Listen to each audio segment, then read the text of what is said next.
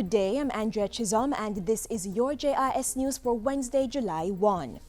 Water Minister Robert Pickersgill has issued a notice restricting the use of water from the National Water Commission NWC to complete certain activities. Under the prohibition notice, it is now illegal to use NWC supplies to water gardens, lawns and farms, refill tanks, ponds and swimming pools, wash vehicles with a hose, and for any other purpose which may require excessive use of water. Any person who contravenes this on summary conviction before a resident magistrate is liable to a fine and in default of payment to imprisonment for a term not exceeding 30 days. The minister was speaking at a press conference Wednesday where he encouraged the public to conserve on water. Based on the forecast models, we are expected to receive below normal rainfall for July through to November. What this means is that we are in for a prolonged dry season, so all of us must conserve on our use of water. Local Government and Community Development Minister Noel Arscott has explained why the government decided to postpone local government elections. The House of Representatives passed 2 pieces of legislation Tuesday to put off the elections, which must now be held no later than December 29 next year. Minister Arscott said the postponement of the local government elections would allow the government to implement aspects of the local government reform program. He said the 3 laws which would facilitate the local government reform process were at a very advanced stage and would be passed before the end of the parliamentary year.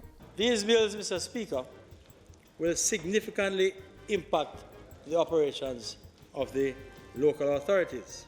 We will also develop the capacity of staff, the councillors, and a massive public education campaign on the passage of these bills.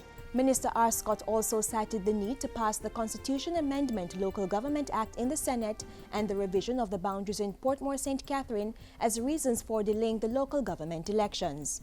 It is important to note, Mr. Speaker, that a number of citizens in Portmore would be disfranchised if the local government elections are called before the resolution of the boundaries issue.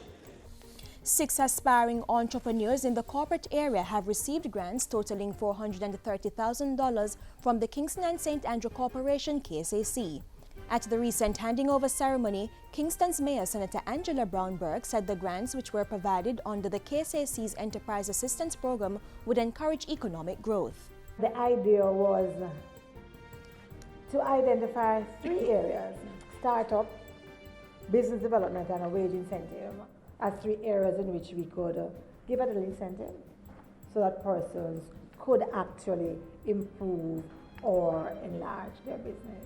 Recipients applied to the KSAC's Enterprise Assistance Program through community-based organizations. Candidates were chosen based on their business plans and their ability to show how the businesses would contribute to community development. The aim is to train and provide technical support to existing and aspiring entrepreneurs. Another 200 residents of Clifton St. Catherine have received land titles under the Community Regularization and Development Program. State Minister in the Ministry of Agriculture, Labour and Social Security, Luther Buchanan, handed out the titles recently. A total of 300 titles have so far been issued to the sugar-dependent community this year. Last month, Prime Minister Portia Simpson Miller issued certificates of possession to 100 residents.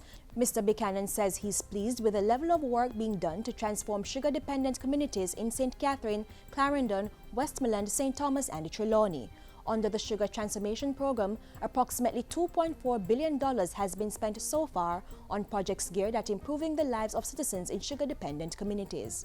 I am confident that projects like these will lead to the improvement of our social well-being and social security of the residents in these communities.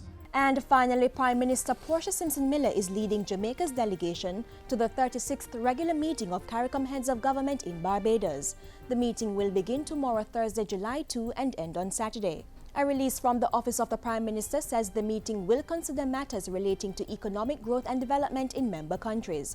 Other items on the agenda include CARICOM's international processes on sustainable development, financing for member countries, and the United Nations Framework Convention on Climate Change. There will also be discussions on strengthening science and technology in the region, renewable energy and efficiency, cultural and natural assets in the region, as well as relations with the Dominican Republic. Prime Minister Simpson Miller, who is accompanied by Foreign Affairs and Foreign Trade Minister Senator A.J. Nicholson and her Permanent Secretary Onika Miller, will return to the island on Sunday, July 5. During her absence, Minister of Water, Land, Environment and Climate Change Robert Pickersgill is in charge of the government.